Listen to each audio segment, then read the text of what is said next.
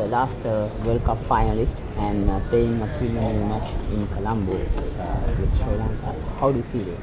I think it's going to be a fantastic match for the people to come and see. It's going to be there's obviously going to be some great fast bowling on show. We've seen Malinga take a hat-trick and 6 wickets last night, which was great, and we've obviously got some strike power ourselves with Tate and Lee and Johnson all hitting 150 k's an hour, so it's going to be a great game for all, and I know our team's certainly looking forward to it. How do you see Malinga's bowling during the recent past about his impressive figures? Well, all I can go on is his figures. I didn't actually watch last night's match, but his figures were certainly impressive, and any bowler that can bowl with the pace that he does and the reverse swing that he does and be able to execute his Yorkers like he does is obviously a very important player. Playing in especially the subcontinent wickets, are you all prepared to take the challenge of Sri Lankan, especially spin attack?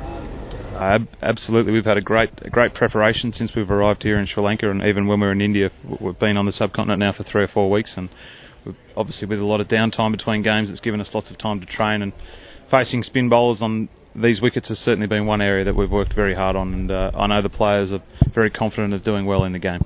What about Murali? Will you have a special plan to face him? Or?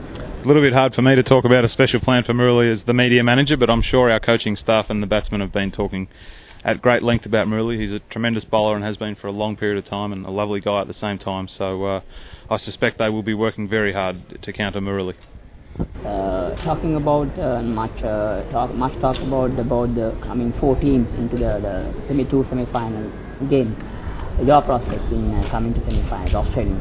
Yeah, to be perfectly honest, we haven't really looked that far forward yet. We're concentrating, and I know it's a little bit of a cliche, but we're certainly concentrating one game at a time. We've got this big game against Sri Lanka to come, and then we take on the Canadians and also the Kenyans. So we're not looking that far forward yet. We're concentrating on the here and now, and we'll certainly look at that as that comes to part.